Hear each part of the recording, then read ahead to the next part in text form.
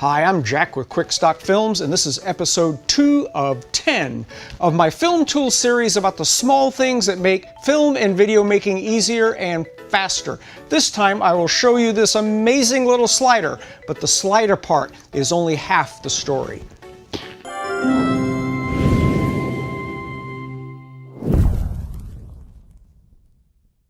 All right, so you're saying, I've got a slider, who cares?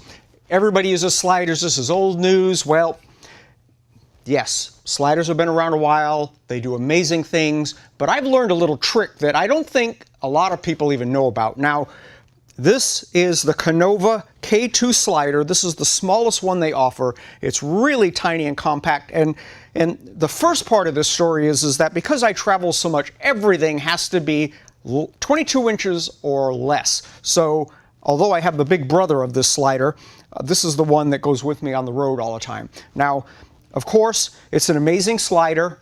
I'm not going to go into the details. You can go online and check out the K2 slider. There's been a lot of people that have done the review and all that kind of stuff on this. But what I want to talk to you today about is a little trick I learned to turn this slider into a JIB.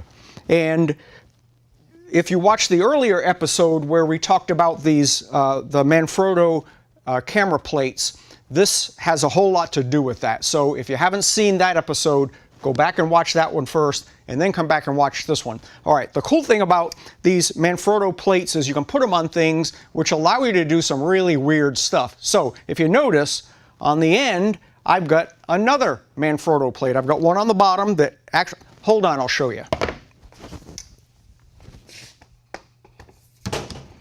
All right, got my trusty tripod here. Now, normally you would click the slider on here and, of course, then just go to work doing your slide thing. But my problem was I was trying to travel with the JIB and all kinds of other things and trying to do manual things, and even using like my Osmo or something. It's just not quite like having a JIB. So I figured out that, well, what if I mounted one of these plates on the end? There's actually quarter 20 and 5/16 holes on the end of this K2 slider, which made this easy. So I mounted a plate on the end.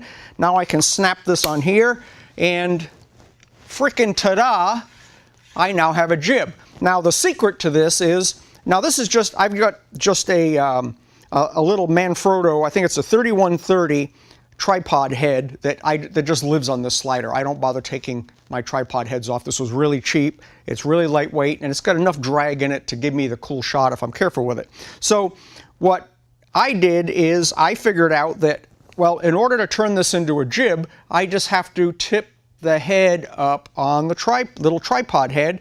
Now I can snap a camera on here, and this is just my little B camera, but my anything from a DSLR all the way up to my FS5. My FS7 is too big to go on here, but the FS5 fits on here really nice, and now you have a JIB. A real JIB. Nice and smooth. It's as smooth going up and down as it is going horizontally. This is really cool. So if you have a slider that has the bolt holes in the end of it, the quarter 20 or the 3/8 bolt holes in the top, you can put a tripod plate on here, one of these little Manfrotto quick click plates, and then you flip your tripod head up at a horizontal plane, and now you've got an amazing slider. No, it doesn't go 14 feet in the air, but most of my JIB shots are, well, here, let me just show you. They're small. I'm just rising up over things. It's just something to emphasize the foreground and to give your shot a more cinematic look.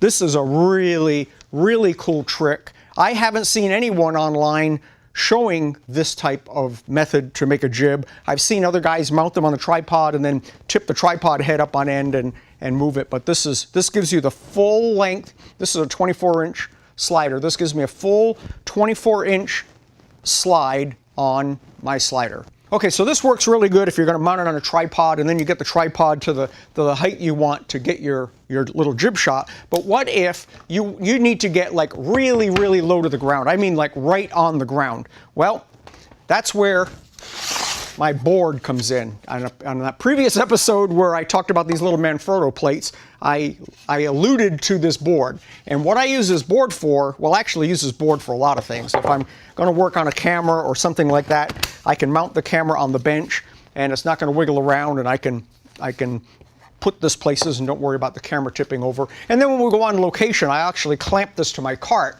and then the camera can ride on the cart without tipping over. But that's not what we're here to talk about today.